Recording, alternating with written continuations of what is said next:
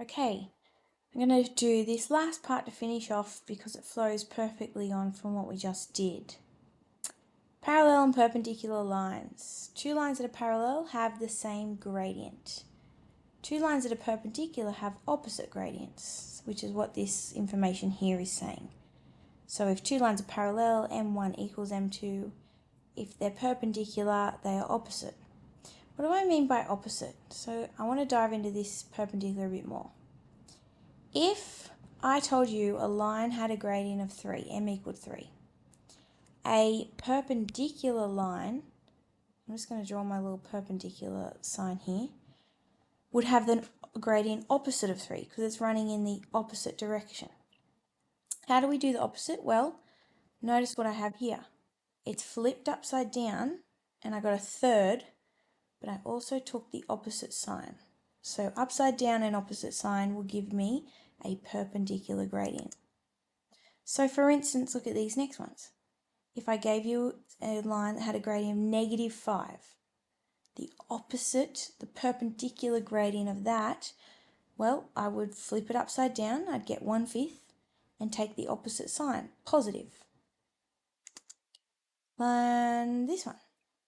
If I told you a line had a gradient of -2/3, to find the gradient of a line that's perpendicular, flip it upside down to get 3 on 2, take the opposite side.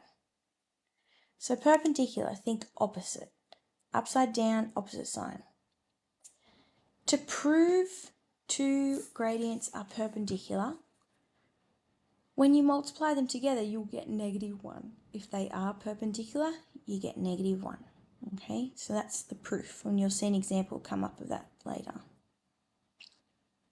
Okay, so are the lines, first question here, L1 and L2 parallel?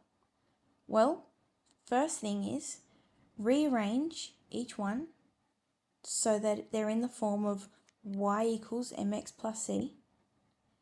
Once you've rearranged them into that form, y equals, then you can just read off what the gradient of each one is. If they're equal, which in this case they are, they're parallel. So that's all I've done there. Rearrange each one, drawn the conclusion since m1 equals m2, L1 and L2 are parallel. Next one is find the equation of a line that goes through the point and is parallel to this line. Well, I know when I have to find the equation of a line, I'm more often than not using the point gradient formula. What do I need for point gradient? I need a point and a gradient. I got a point. I don't have a gradient given to me, but I know how to find it because it says it's just parallel to this line. So what do?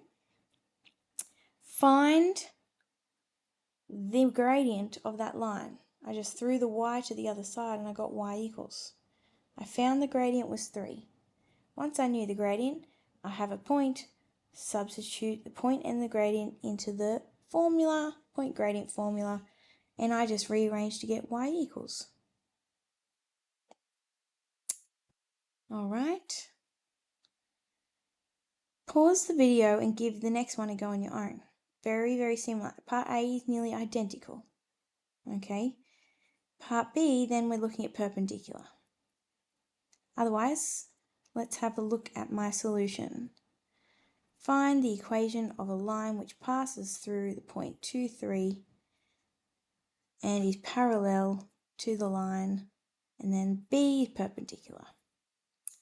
So reading straight off that first one, I can see that if it's parallel to y equals 3x minus 4, it must have a gradient of 3. So knowing that, I just put it straight into my point gradient formula and rearranged, cleaned it up, got my answer. For the second one, it tells me my line is y equals 2x plus 3. So I knew I needed to take the opposite sign of that gradient and flip it upside down to get the perpendicular gradient. You can see in my working there. I've subbed in the perpendicular gradient. I had a fraction. And remember last video, whenever I had a fraction on the bottom, I times it to the other side. And you can see there, I times the y and the -3. Cleaned it up, rearranged it, and I got my equation. Here's one of those show questions. Show that the lines are perpendicular. Well, to show they're perpendicular, I find the equation, find the gradient of each line. Rearrange each line to get y equals. Once I have the gradient of each line, I then prove it by timesing them together and showing that I get -1. And when you do, you get -1, you can say therefore the lines are perpendicular. That's how we do it mathematically, rather than what you don't want to do is you don't want to say they are the negative reciprocal of each other. I mean, you could, but it's better to show this proof that m1 times m2 gives me -1. Okay, find the equation of a line passing through the point and perpendicular to this. So step 1, I found the gradient of this line was 4/5. Then the perpendicular means I had to flip it upside down and take the opposite sign. So notice in my equation I subbed in -5/4. Again, I had a fraction on the bottom, so I times it over, rearranged, and I actually did this one in general form. But if you didn't do it in general form, I'll just write now, you would have ended up with -2/4/4 once you divide it through. Well, it doesn't specify what you have to leave it in, so you can choose either. Doesn't matter. Okay. These ones just get a little bit harder. I'm not going to go through each... Well, there's only 2 left. I may as well, hey? Okay. Find the equation of a straight line through 2, 3 that is perpendicular to the line passing through those 2 points. Well, the first thing I had to do was find the gradient of a line that did pass through these 2 points.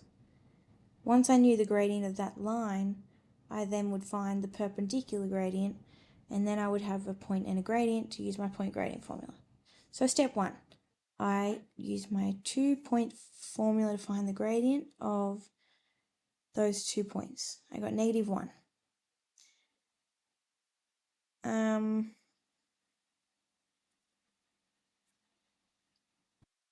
Why did I find the equation of a straight line that is perpendicular to the line passing through? I actually didn't have to do any of that second bit. Didn't have to do it. Didn't help at all. I could have jumped straight to here. Why? Well, I got the gradient of the line that would pass through those 2 points as -1. So that means the gradient of the perpendicular line would be +1/1, which is just 1. Now I have a point given to me in the question. I have a gradient, so I just sub it into my point gradient formula. And you see I subbed it in, cleaned it up, got my equation. Last one. 2 lines are perpendicular. Find the value of x in the point C. Alright, well, what did I do? Don't mind my dog barking. Okay, stop. Sorry about that. Okay, I need to find that point there. More specifically, the x value of that point. What I know is that these 2 lines are perpendicular, so they intersect at a right angle. Which means that I could find the gradient of this blue line. And that means I would then be able to find the gradient of the green line. Okay, so gradient of the blue line, you can see I've drawn a big triangle here, and I just did rise over run. The rise is 4, just going off the 2 points, working out the height of that triangle would be 4. The length is also 4, so the gradient of that line is 1, which means the gradient of this green line would be the negative reciprocal, being -1. What I then did is I used my point gradient formula with the gradient and the point, and I found the equation of the green line.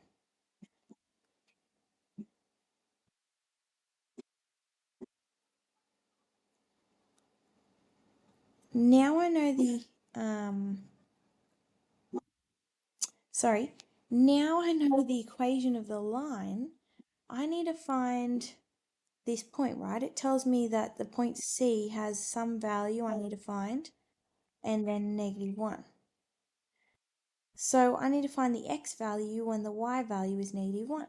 So that's all I need to do. I need to sub in the y value, -1, and rearrange this for x. When I rearrange it, I'm going to bring the x over here, take the -1 to the other side, I get 5. And there's my x value. That's a pretty tough question there, a fair bit of problem solving. Okay, I'd like you to go to the exercise now and practice. I'd be doing all of it because this is a very important exercise. As for the rest of the booklet, nothing else is in your task. There is no quadratic function sketching in this particular way in your task, and there is no cubics, which is after that, okay? So that's everything. So do the exercise and study. And I will see you hopefully soon.